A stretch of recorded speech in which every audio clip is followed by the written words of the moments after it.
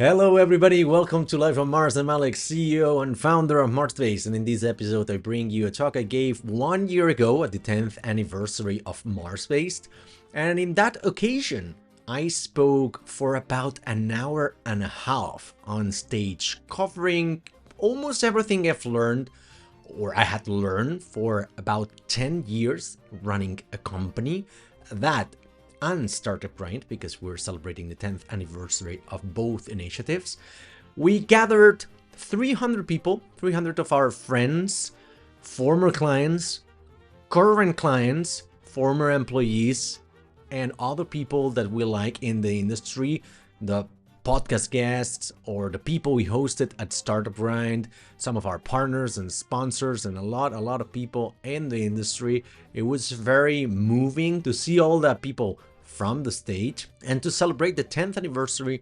And that is very special because it's an event that I got to celebrate with my co-founders, Xavi and Jordi, with my family, with the entire team of MarsBased, and we had a really great time. The talk might be a little bit long, and if our friend David at the helm of marketing has managed to reduce or to eliminate the audiovisual problems we had at the beginning of the talk where the mics didn't work, you know, you're in for a real treat here. A lot of wisdom nuggets, a lot of blunt opinions, and towards the end, I get a little bit of emotional. So I think that all in all, this is really good content. I hope that's interesting for a lot of you, that you can take some advice for your companies as well.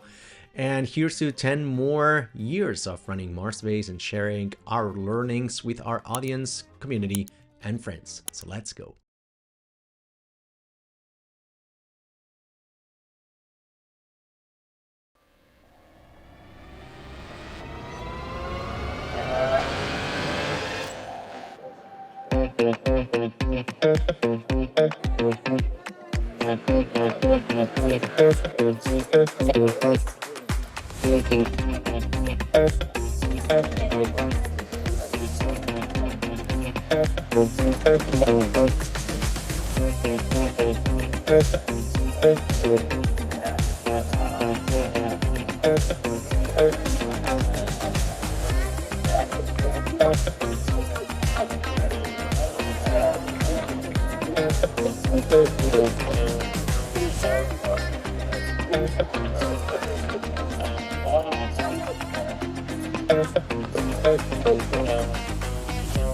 Welcome to the 10th anniversary party of Startup Grind Barcelona and MarsBased. This is a very special event. It is so special that if this was a Startup Grind event, I would say, welcome to Startup Grind. But this is not the event. I would also go on and talk about the values of Startup Grind. This is something that I started doing 10 years ago, and I keep very close to my heart because Startup Grind have some values that resonate with me. It's giving before taking, it's making friends before making contacts, it's helping others before helping yourself. Essentially, I always believe that. That's why I think Startup Grind and I have a very connection.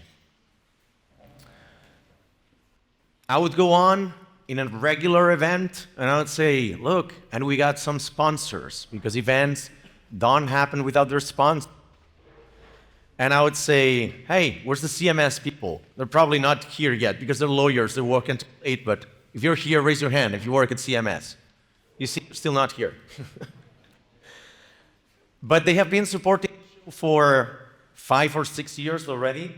First off, you know, there's got this bunch of companies over here that are really nice. Banktrack, for instance. Raise your hand, Lasse, where are you? That guy over there, Norwegian guy, but he's great. He runs Banktrack. This company hits close to my heart because I'm an active investor in this company, and they are a company to manage your personal and business finance. And so they're still pre-seed, early stage. All contacts are welcome. I know they leave some leaflets over here. You get some discount, and most of all, you get to collaborate with a company. You get to shape it. They're really small of a team. The product's great. The technology is superb. And so please give it up for Lasse and his team at Banktrack.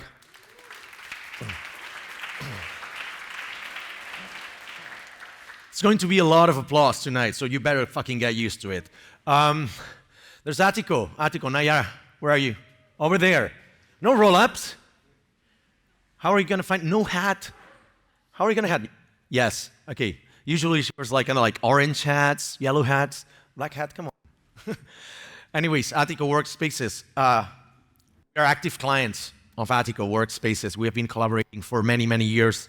Nayara is a super strong advocate for the Startup Grind values. As a matter of fact, she runs Startup Grind in Madrid since a few months ago. They're so generous, they gave us a promotion for 50% off of the first 2 months at Attico Workspaces. So please give it up for Nayara and the team.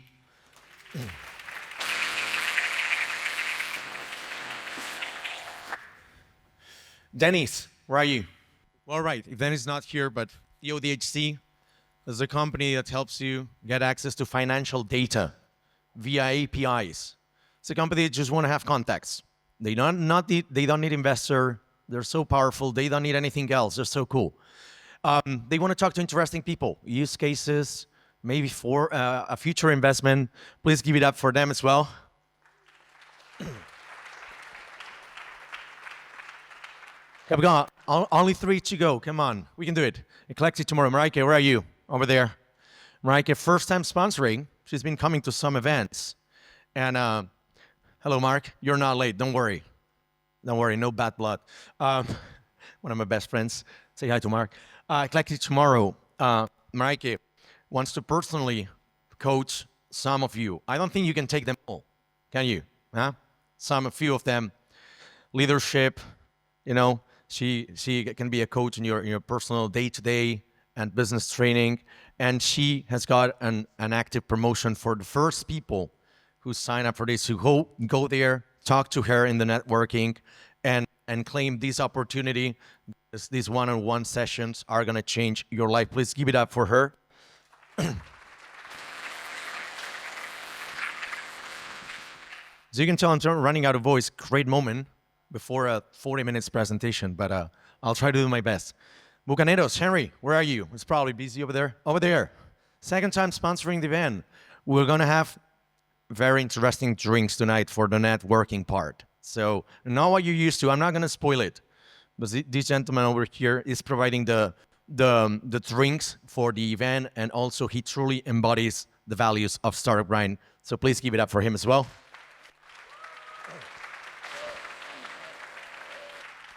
He's looking for investors, by the way. He's looking for investors. He runs a canning company and in the beverages sector. So looking for investors. If you got some spare money, just kidding. If you're a professional investor, of course, or you know a lot of investors, go talk to him. And last but not least, Les Moons. I know they're not here, and the CEO can't be here, but this one's very special. Our first event 10 years ago was with them. They've been supporting this event for 146 editions in 10 years. They're the part of the catering, so please give it up for Les Moons. Amazing empanadas.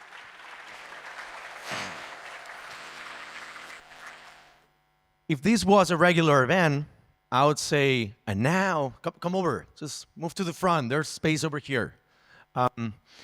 And now there'll be, an open mic session. I would be interviewing somebody, and I would say something like, and this event is probably sponsored by my company, but I don't talk about my company in the event. But tonight, it's not this day. Tonight, I'll be sharing my entrepreneurial trip for 10 years, because we have been organizing this event from MarsBased, our company. We got the entire team of MarsBased this year tonight. Raise your hand, Martians, over there.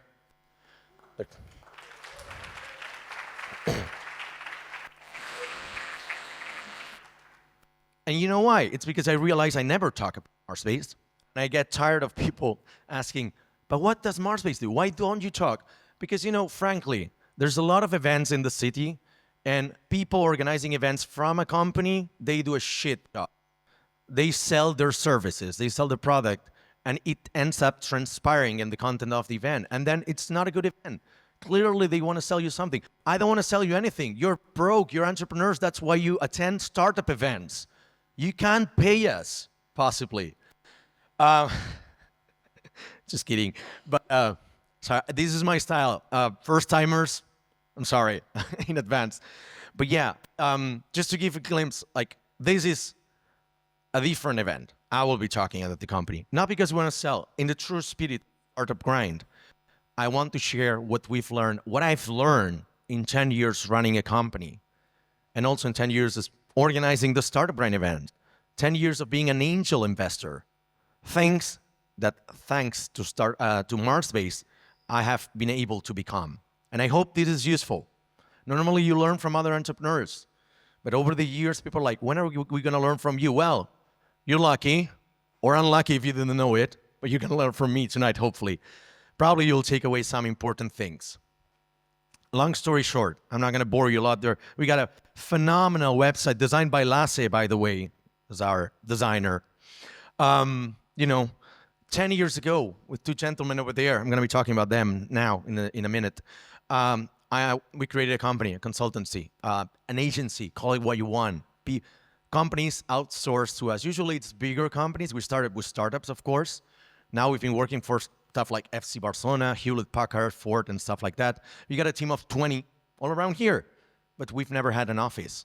So we meet only 3-4 times a year, and this is one of these days. That's why they are here. They're here for the 10 years. Over 10 years, we've grown to be a full team, remotely, no office, working from some really big brands from Spain, from Portugal, doing over 2 million in annual revenue, clients all over the world. And one of the important things is we're not a startup. So why the fuck am I here talking to you, right? Precisely. Startups get all the credit. And I think these kind of companies, agencies, bootstrap companies, this means companies with no outside investment. We have no debt, no loans, no banks, no venture capital. Our company is alive because we know how to sell. And we have clients. Come over there because you're accumulating at the entrance. There's a lot of space over here.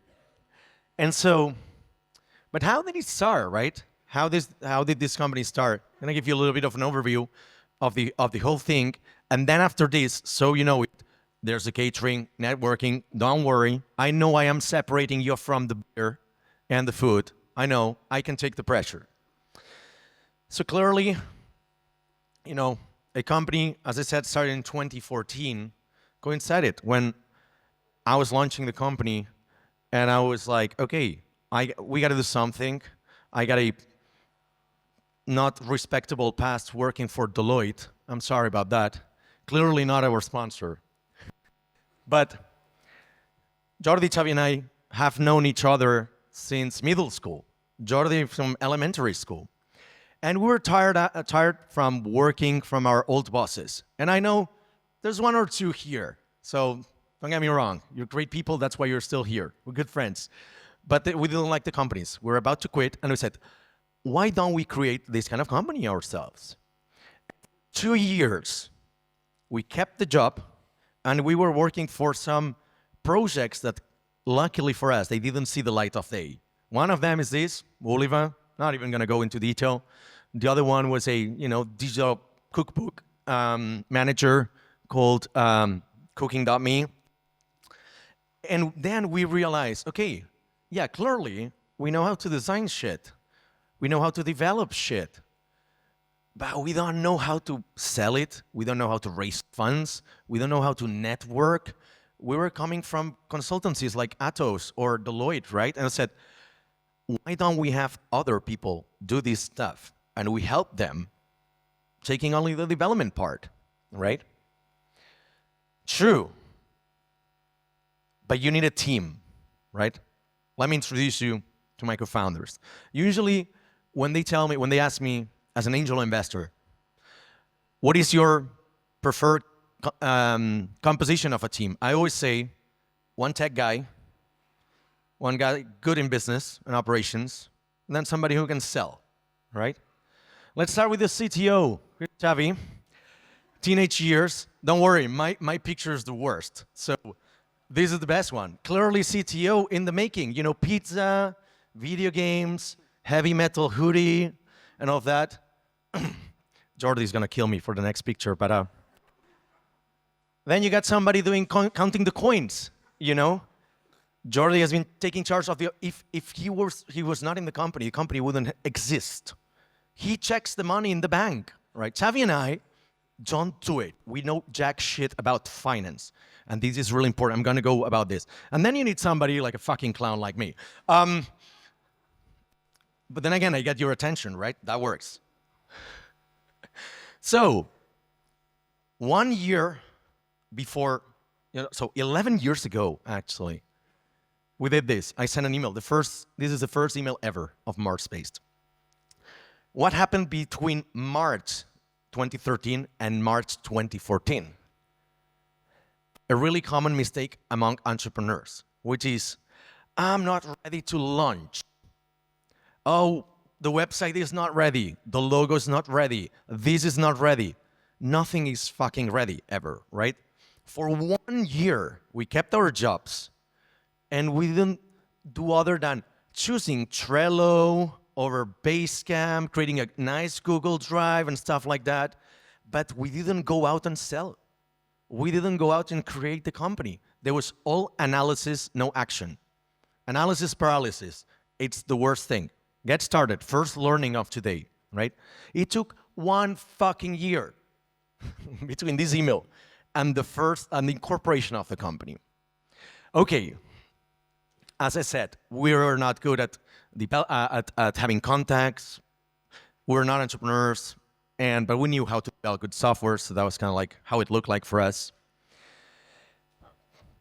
And there was a moment of change, We started while working our previous companies, but one day, 25th, so more or less in the 15th of December of 2013, I quit my job completely. I decided to go all in. I said, fuck it, I'm moving to the US. I went to San Francisco, burned all my savings, had to freelance for terrible companies to pay for the Airbnb, which was fucking expensive.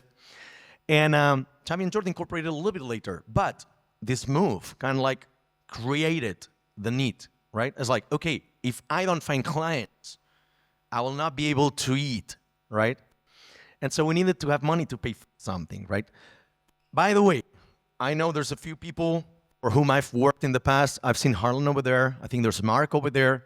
Forever grateful for teaching me how to do things. But I also, in those companies, will learn how not to do things. Big companies with terrible business ethics like Deloitte and other big consultancies. So, extremely grateful, As a matter of fact, while we kept the job, we couldn't because we had exclusivity in our contracts.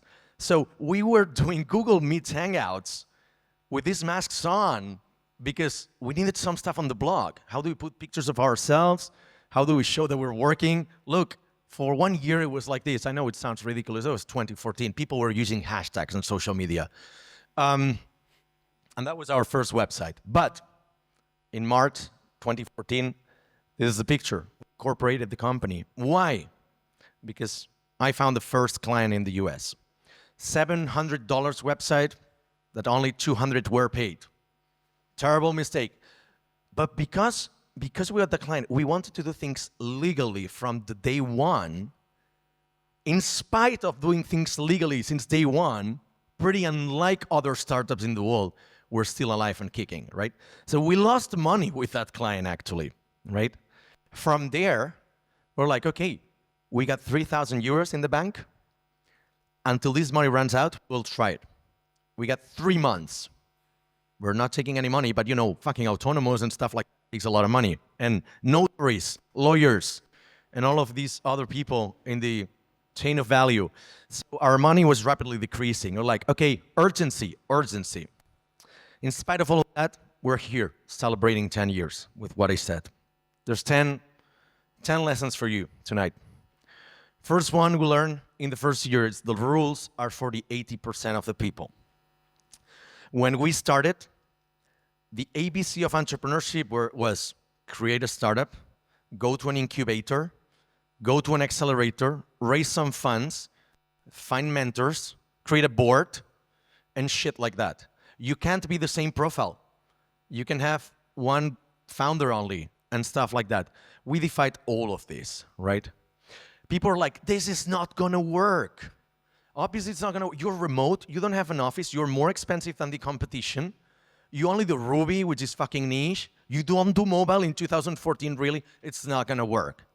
Well, in your face, it's worked. But actually, what I'm saying is, it works. If you follow everybody else's, will go to where they ended, but you will not go anywhere else. Rules of 40-80%, right? Look, I know these books are probably not popular anymore, but they helped us to create the company just for one reason. They taught us to think about things, to reconsider, to reevaluate. I was like, office, why do you need an office? Meetings? Email? Do you really need that? Not saying these are toxic things. It's like, you probably don't need them. There's a lot of things that you don't need. But a lot of people are like, create a company. I'll get an ERP and a CRM and a co-working space. It's like, you don't need all of that, right? And because we read all of that, we defined some rules. 3 similar profiles. We're 3 geeks. 3 white men, obviously. But 3 geeks of similar profiles. We had no office. We were too expensive. Niche technologies. All of these things I mentioned, right? And it looks like a recipe for failure, right? We haven't done any of this in all of these years. I was going to write also no lawyers, but maybe CMS gets, we didn't use them until later on, right? In spite of all of that, the company's doing, okay, you don't need all of this. This is a pretty good learning. It's like, there's a lot you don't need, right? And look, sometimes the clients are not right. There's another thing. There's a lot of sayings. There's a lot of mantras, right? Like, go big or go home. Or, fail fast, fail often. The client is not always right. Look, we've got a form on the website for clients to request projects. And one of the projects is like, look at this. I please you very much to invent 5 dimension. I please you that this invent white people. It's like, I don't want to invent white people. We got already too many of them. But, the clients, one of the things, we also defined this. Raise your hand if you're an active MarsBased client or past MarsBased client. There's a bunch over here, yeah? I mean, over there. Look, how many times have we told you, like, this is not a good idea? Other companies are like, yes, sir, sure. We'll do everything you say. Like, sometimes you're wrong. Like, motherfucker misspelled my surname. How am I going to take this person seriously? Anyways, in the second year, we learned something essential. We learned how do companies die. Most companies die because they don't sell enough. Actually, let me correct that. All companies die because they don't sell enough. A lot of companies will say, we ran out of investment. I had a fight with my co-founder. I did this, I did that. No, you don't sell enough. Why I mentioned the coins thing of Jordi, a co-founder, CEO, it's so essential. One of the things we've done every year perfectly is accumulate cash in the bank. And I know crypto bros are gonna say, you're losing money, cash in the bank. Wow, are you in the 19th century? I know, the company's still afloat. Where's yours, right? After the crash. There's a lot of people saying, oh, my company's going so well. I interviewed so many people at StartGrind. You can't even imagine whose companies are now dead, right? Or that I've met over the years, and they're always like giving interviews, podcasts, and all of that. Oh, yeah. I'm doing well. And then the next day in the newspaper is like, this company disappears, or they're in a financial scandal, right? We work hard to have most projects in green. Every project has to turn a profit. We got an internal set of KPIs. We really believe in this. A lot of companies get lost in the nonsense of raising funds, and eventually maybe they're gonna figure out about sales. There are different approaches. I'm not saying some are wrong. Some are definitely wrong. I'm not saying all of them are. But if you don't have money in the bank, if you live hand to mouth, how are you gonna act when clients don't pay you? When there's a financial crisis, when Silicon Valley Bank defaults, and when a client is like, oh, I'm not gonna be able to pay this month, I will pay in 3 months' time, okay? Most companies are not able to do that, Also, that's what we learned in the second year. It was the best profit ever for the company. We sold like crazy. We launched Startup Ryan in English. We launched a Slack community for entrepreneurs, something we did. But most importantly, we raised a lot of money in the bank, right? I don't like to promote capitalist people. I'm not a fan of that. But this saying, it's really true. Like a check is a commitment. Everything else is a conversation, right? If we had to believe every person that said like, oh no, can you start the project today? Don't worry, the contract will be fine tomorrow. No, the payment will go through next week. We wouldn't be here today. Sometimes we had to take very difficult decisions. Stop working for a client. And sometimes we didn't, and we lost a ton of money, right? So like, for instance, let's see what's here. I don't even know what's coming. I'm improvising. Yeah. We have been a very conscious effort of selling. You'll see a lot of pictures of us selling, maybe not selling, giving. That's very different. Teaching at IronHack, 2014. Speaking at Startup Grind in Madrid in 2019. Look how fat I was. In the newsletter of our university in 2016 or something like that. At Mobile World Congress 2-3 weeks ago with my co-founders and a potential sponsor. At some random corporate event, at another event, and at another corporate event here. I don't even know most of these events anymore. And what shows is like, you gotta go out. You gotta get out of the cave. How many companies get stuck in the co-working space? They don't go to talk to clients or meet people or give talks, appear in podcasts and stuff like that. This is essential. This is, Xavi presenting one of our very first projects, the Barcelona Startup, that kind of like gave us the fame in 2014 because we worked for the Barcelona City Hall. But there will be times in which clients will leave you this big of a fucking hole, It happened in our second year. We lost a big client, left us 80,000 debt. It happened in our fifth year. In our first year, somebody owed us 25 grand. Second year, 80. In the year number 5, something similar. It's stupid, it's gonna happen. It kills companies, right? So sell all the fucking time. As a matter of fact, as I mentioned, like some startups that I've interviewed over 200 startups in the last 10 years. I could say well above 20 to 40 are dead. They don't exist anymore, right? It should be higher. Some of them are like in a zombie state, about to die, something like that. They will languish, but there's a lot of them in the graveyard, right? Good intentions. And in 2016, we learned something else. We sold so much. We hired a lot of people, but we didn't go into the crazy hiring, hired 25 people, didn't work and all of that. But we thought, oh, we need projects. Just start getting projects. And twice as many people means twice as much money. Yeah, also twice as many problems and not enough profit. And this is very important. This is not an equation, right? We increased the team in 2016. We even decided, oh, we're urgently, we need to hire somebody. Sometimes we didn't do the right hiring. We had to hire abroad. We didn't know the implications, regulations, payments, and stuff like that. And then as a result, we had to sell more because some client defaulted and they didn't pay. So we did some weird experiments. I fucked up massively in 2016. And basically, I blew up all the profit in the company. So I'm sorry, Xavi and Jordi, we didn't have profit because I fucked up that year. I know. But yeah, we always kept pushing from sales. Then we had too many projects. Then we pushed hiring. It's hard. It's a balance. That's your job as a founder. You got to figure it out, right? It was the worst year in profit. However, we did interesting stuff that worked well. We launched a new website. We started curating Startup Digest, and we started attending conferences as a company. So we were always trying new things, right? Come over. I know you love the staircase. This is amazing.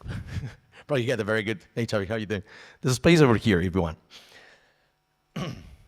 And then in 2017, we're like, okay, this is pretty fucking hard. We're already tired. Year number 3, go figure. In 2017 is where the remote loneliness started. It takes between 12 to 24 months working remotely to start feeling, if you are not used to it, to kind of like feel it. We lost a couple people, Some people started having problems, decrease of productivity and whatnot. It's hard. We advocate for remote. I know there's Bernat over here who doesn't like remote that much, and we have these very interesting exchanges all the time, but we're good for remote. But we know it comes with a price, and you gotta pay that price, and we happily pay that price. It's not for everybody. We cannot hire, if we wanted, we couldn't hire you. Why? Because probably you're not made for remote. I can't hire some of my best friends, excellent professionals, or people that are excellent professionals because they don't know how to work remotely. And this is hard. It's a skill, It's hard as a manager because you don't see when they have problems. They can hide. They can simply not log onto the video calls. It is very hard. It's very hard to find somebody who's like, in the office, they would be like, hanging their head or something like that. You don't see that remotely. It is very fucking hard. Unless you create a company that you open up about these kind of things, you will not have these very difficult conversations with your employees. In spite of that, it was a really good year. We also started organizing a conference for Startup Brain, which was massively profitable, great for the ecosystem. And one of our employees, Oriol, had very amazing ideas like, well, remote is hard. We don't see each other very often. Why don't we go on a company retreat? And this was a game changer. Ooh. And then comes the fourth year in 2018. And we started, some of our clients started blowing up for whatever reason, right? And we learned that sales is hard, We lost our client again, because they defaulted. Another company that merged with another one, and all of a sudden, they leave you, unpaid bills and stuff like that. But we realized that for 4 years, we hadn't raised prices to our clients. And this is a very fucking difficult conversation. As a matter of fact, I'm just gonna stop it here. But timing the sales are hard. That's why you have to have reserves in the bank. If you go to sell to big fucking corporate, it takes forever. Procurement, sales, and contact diverse teams, get 5 sign-offs from different people. Upselling is hard. You've sold somebody to a price and conditions, not very likely that you will change it unless you're really, really good and what you provide is really painful for them, right? Managing expectations, we learned like this. Also learned that the ups and downs on the founders, not only on employees, of course, but on the founders are really hard as well, We had to manage like this. Luckily, that year, we rebranded. We started offering more technologies. We started building Startup Brain in Andorra. We are always trying new things every year. That's why I'm highlighting it here. Because maybe I am a little bit dispersed. I know, Jordi tells me that all the time. I'm like, dude, why don't we do less stuff? Well, some of it sticks, it works. And some others don't, I know. But, all of these kind of reinvention over the years seems to pay off sometimes. When it pays off, it really pays off. You can be like this cat and try to estimate, and you have your big plan, and this is gonna work, and I've got these clients over here, and then, no.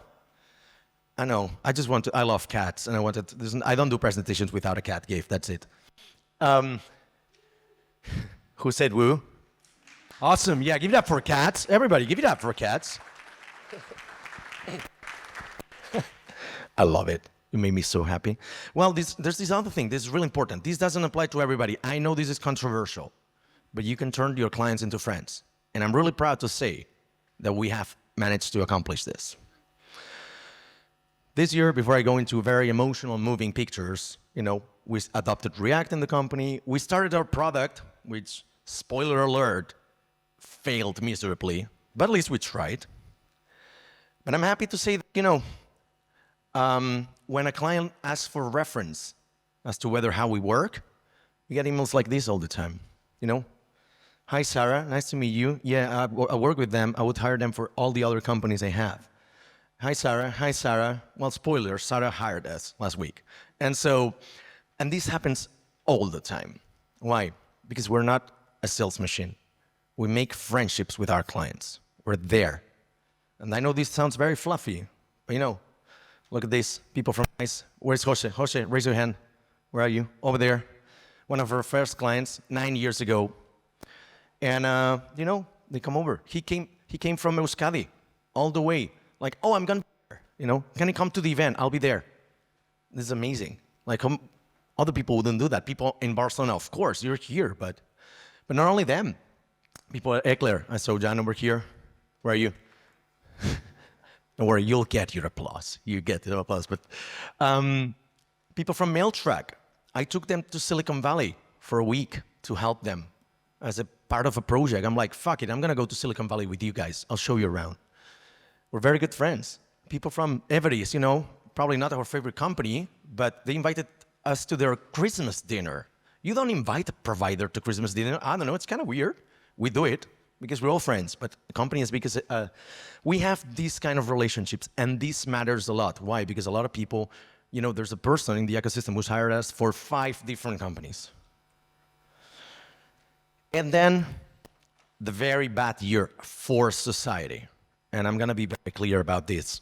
2020, you know what happens, right? 2020, pandemic, and all of that. But it was really hard for people. And I could say, like, it was probably one of the best years in business for MarsBased, but that's not everything. We had stuff. Everybody gets stuff, good stuff, like mental health. That was the year we started talking about it.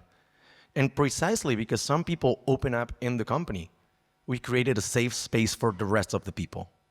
And that mattered a lot.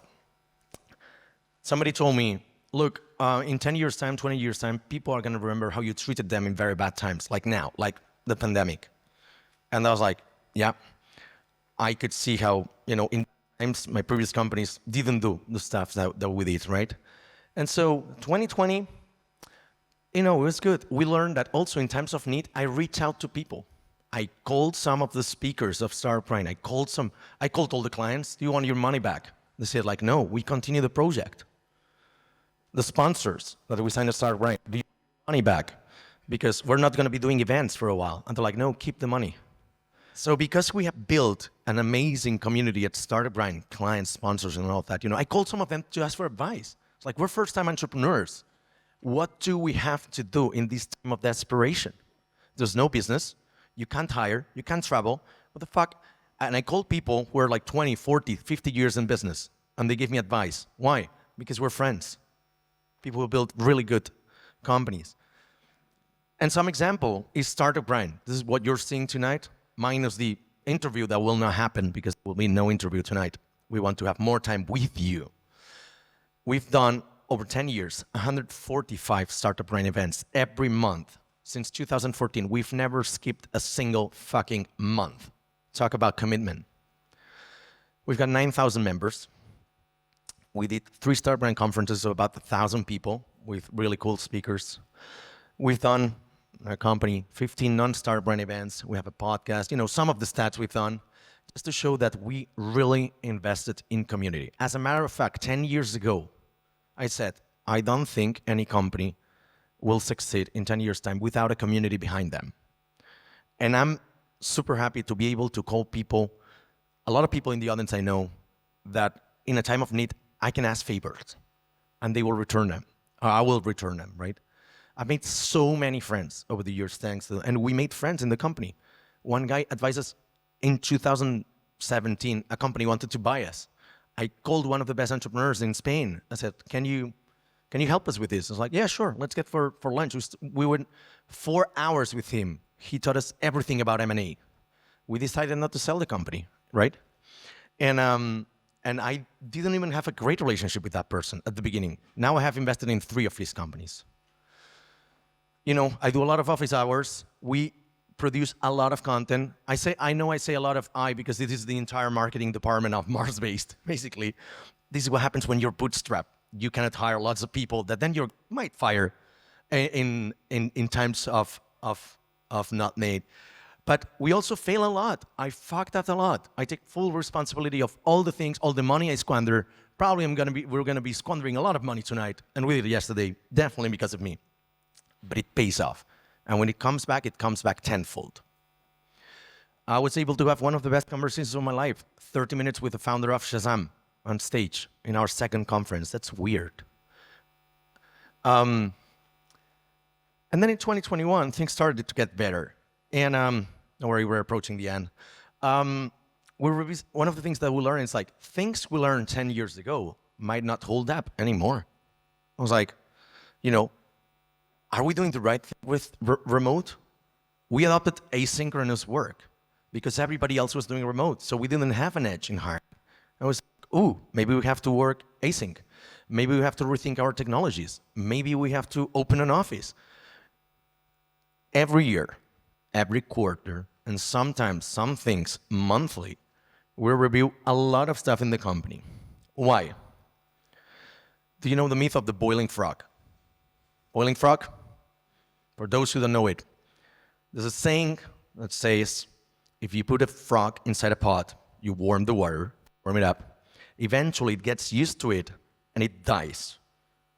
It doesn't leap out. How many people believe this is true? Raise your hands. Don't worry, I'll not judge you. Don't worry, come on. Usually it's 60%. Come on. I'm not going to shame you publicly. It's false. People repeat this all the time because they heard it somewhere. They have never spent a single minute thinking, is this actually true? And we do this with many, many things in our life. Many things. That's why in our company, frequently, we reevaluate obvious things like salaries. I know, this is pretty fucking obvious. Okay. But our model, our technologies, working remotely, we're reverting asynchronous work. We tried for 2 years, didn't work. We're like, fuck it, we don't need it anymore, right? Our prices, our employee benefits, stuff like that. Things, everything is subject to review every term or every year in the company. Why? Sometimes you're accumulating a lot of stuff that you don't need. In technology, in coding, there's something called the technical debt, which is the baggage that you accumulate for having been in business for so long. It's like, you probably don't need it anymore, but it keeps the things working and you never go back to it. There's business debt as well, right? You should go revisit it very, very often. In 2021, it was we signed the best project, the best event year in the company. And I know it's not nice to say because people were suffering a lot.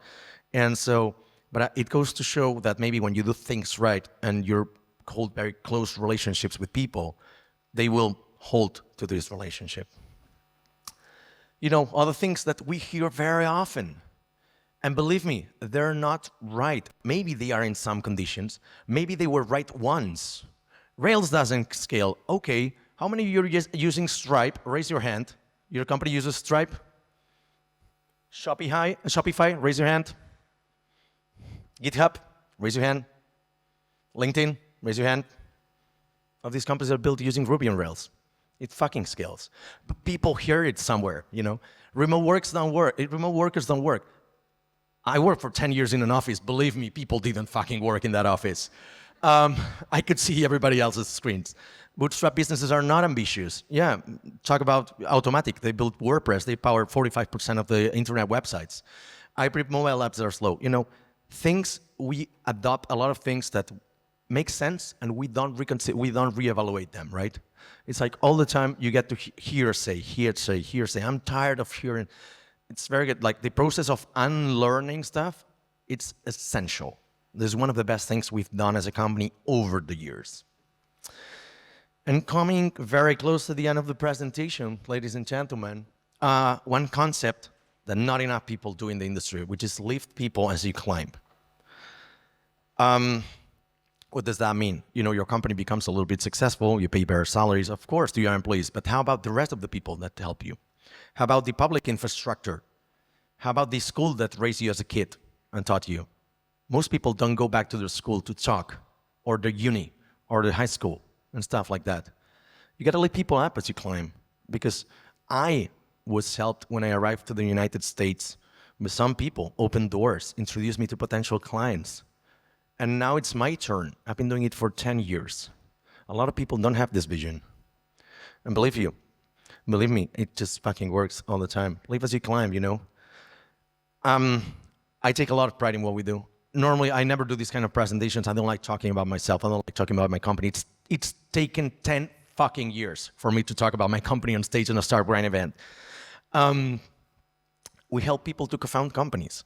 I personally invested in 37 startups.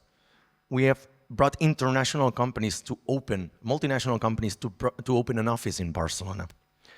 We attracted foreign investment, right? We're paying it forward. If you're not familiar with the concept, Google it up. Paying it forward means helping somebody selflessly, so that maybe it comes back maybe in the future, right? But it's altruistic.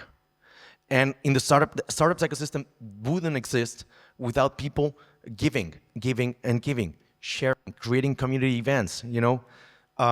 Of course, Startup, and there are other great communities. I mentioned there's Bernat over there. I know you don't like attention, but they run not only the best podcast, they have co-working spaces, they have been investing in companies, they have a fund, they believe in community. We need more players like them in the ecosystem. Would be 10 times better if we had more Bernats and people like that. People at Attico, they create community. People love their working spaces, love their events, right? We need more people like that helping without expecting anything in return. And in 2023, I realized that,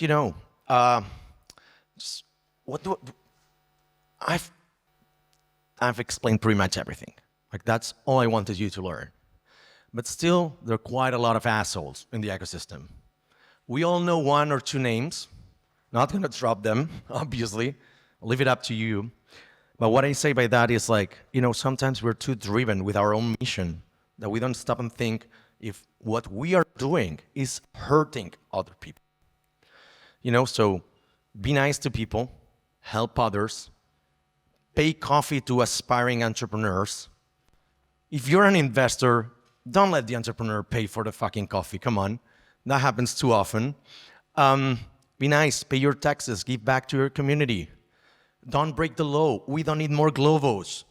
We've got enough with one of it, right?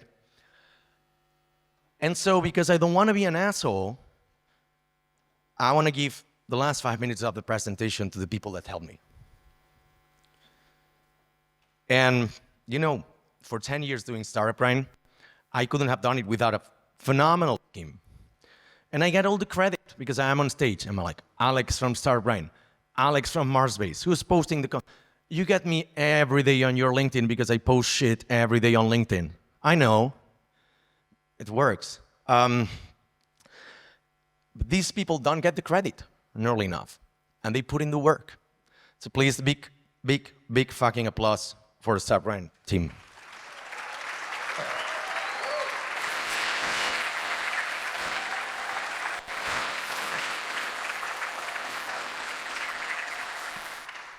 Remember the thing about getting used to fucking applauses? There's a lot of them now.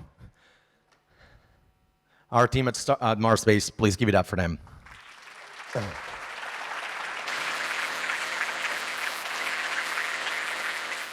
Look how strong. I mean, as an owner of a small company, it means a world to you when somebody picks your company instead of something bigger, All of them could be working for Spotify or Google or LinkedIn or stuff like that. They're with us. That means a lot. And also, one of the things I did this week, and I'm not going to play it because the video is 23 fucking minutes long. This is only for our team. Clients and friends of the company, former employees, there's a bunch of them here, and people who simply love the company. They send videos from all over the world in 5 different languages saying thank you. And, we couldn't have built this without relationships like Jose, 9 years uninterruptedly hiring us. Some others are on and off because the startups go up and down. Some, their startup failed, they hired us for another business. And some came last year. We got 2 people over here, Roger and Pau from Plaza, one of our last clients, and, from last year. And we love you all, so thank you. Big applause.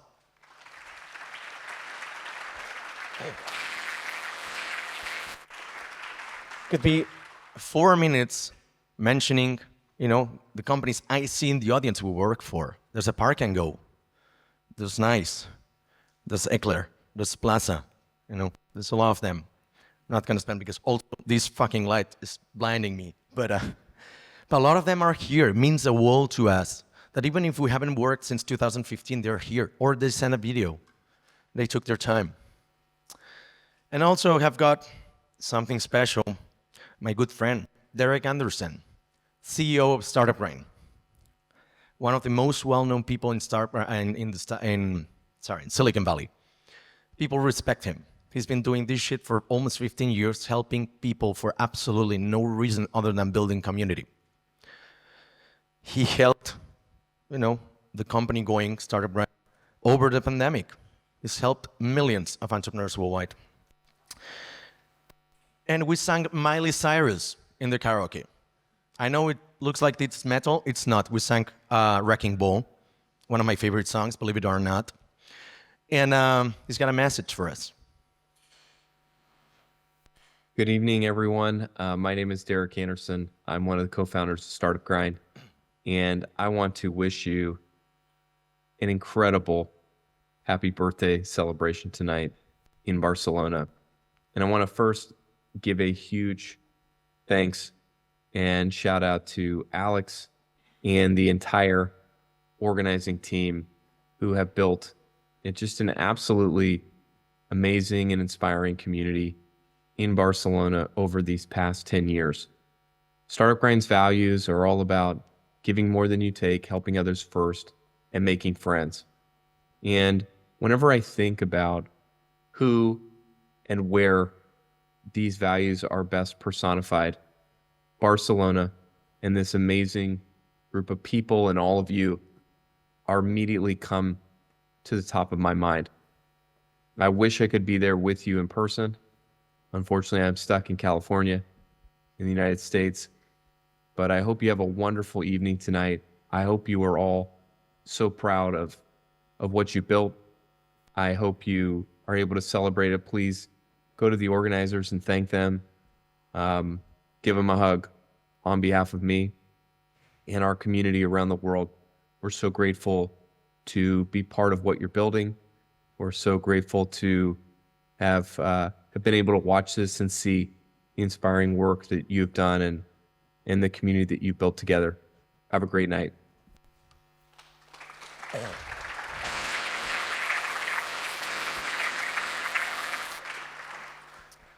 What a terrible place to be stuck in, California. I know.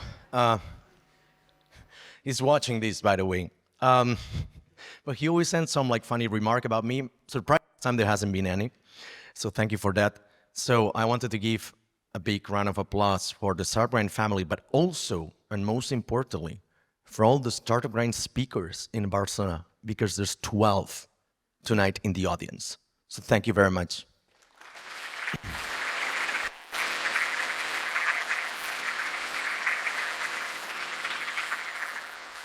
And last but not least, I'm talking people who have supported for 10 years. Of course, there's other people who have supported us for, some people I host a podcast with, somebody that sponsored an event, somebody who did this, somebody maybe I have invested there, somebody I shared beers over with, and stuff like that.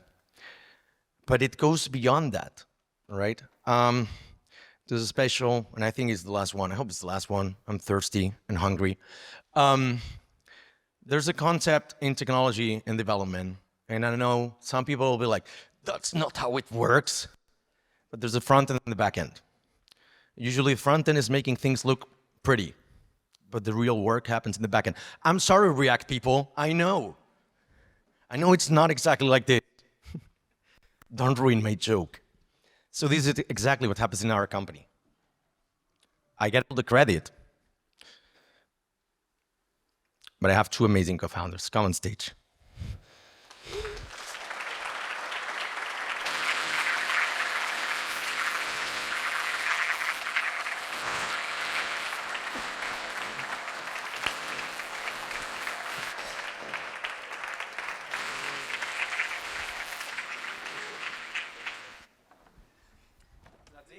We celebrated 9 years. I had to do so much shit last night. I didn't update. This is from last year. We celebrated last night. We had another cake, much more beautiful, super tasty, with 10 years, astronauts and stuff. But it was so tired last night. Tried to confirm everything, all the last minute changes, and accommodating each and every single request we had. So that's it. I want to dedicate the last applause of the night to them.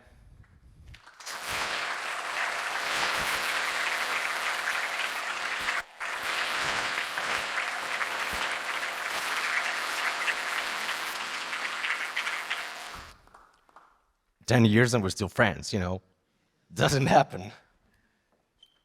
And that's it. So thank you very much for coming. Also, I lied. It was not the last applause of the night. It's at least two more. One for my family.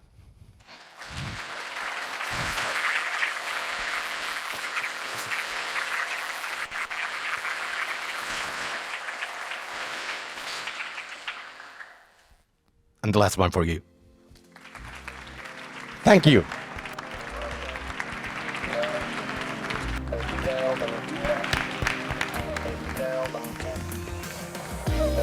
all the content.